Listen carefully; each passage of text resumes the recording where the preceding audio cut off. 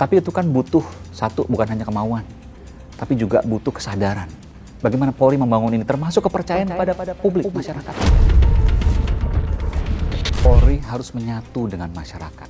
Tidak boleh ada masyarakat yang susah, Polri tidak menyatu, tidak membantu, dan seterusnya. Dan itu yang ingin diterapkan oleh Polri beberapa waktu lalu dan ke depan tentunya. Yeah. Tapi itu kan butuh satu, bukan hanya kemauan, tapi juga butuh kesadaran.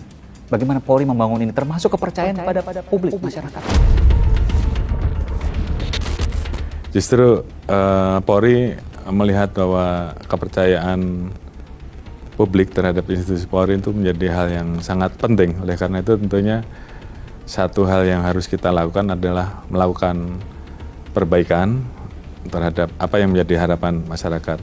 Perbaikan ke dalam tentunya kita mulai dari perbaikan struktural, kemudian instrumental, dan tentunya yang paling utama adalah kultur ya.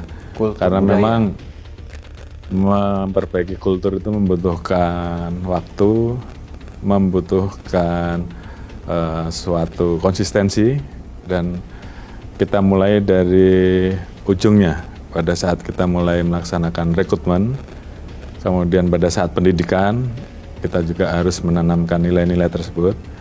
Kemudian pada saat mereka sudah lulus dan masuk ke jenjang kegiatan dan karir bagi anggota untuk melaksanakan tugas operasionalnya, maka mereka akan dihadapkan dengan berbagai macam kondisi di lapangan. Dan manakala kultur itu tidak dibangun dengan baik, tentunya akan banyak permasalahan yang muncul. Di sisi lain juga tentunya kita juga membuka ruang untuk dilakukan pengawasan. Kritik. Kritik baik dari masyarakat langsung, apalagi saat ini kita sudah masuk di era digital ya, sehingga kemudian setiap peristiwa yang terjadi, baik peristiwa yang baik ataupun yang buruk, tentunya akan berdampak kepada institusi. Oleh karena itu tentunya kita berusaha untuk membuka ruang seluas-luasnya bagi masyarakat untuk ikut mengawasi Polri, membuka ruang bagi rekan-rekan dari mitra, apakah itu dari DPR, dari Ombudsman, ataukah dari Kompolnas sendiri, dan selama ini sudah terjalin satu komunikasi sehingga setiap ada permasalahan mereka bisa mengadu pada kita membuka kanal-kanal tersebut. Polri juga tentunya membuka ruang pengawasan yang lebih luas. Misalkan Propam saat ini memiliki program QR Code Propam Polri, di mana ini kita pasang di tempat-tempat yang sering dikunjungi oleh publik. Sehingga kemudian pada saat ada masyarakat yang mungkin melihat Polri ada yang melanggar. Tiba-tiba dia jadi ingat, oh saya tuh waktu kemarin lapor ke sini, misalnya ke Polsek ini, untuk Polres ini, ada sesuatu, nah saya lapor di situ. Ya, salah satunya bisa seperti itu, sehingga kemudian ruang-ruang digital yang ada ini kita manfaatkan untuk kemudian menjadi tempat mengadu. Segala macam hal bisa disampaikan di situ. Mulai dari hanya sekedar mungkin chatting begitu ya, sampai dengan kita membuka ruang pengaduan secara langsung melalui Zoom meeting.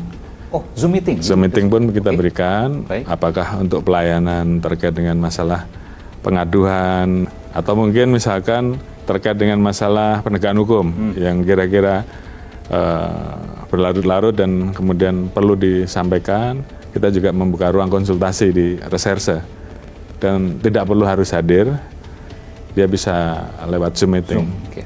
Dirasa nanti mereka memang harus hadir, kita pun juga memberikan ruang pelayanan tersebut. Jadi itu bagian dari kami untuk terus melakukan perbaikan dan evaluasi. Artinya pasti ditindaklanjuti?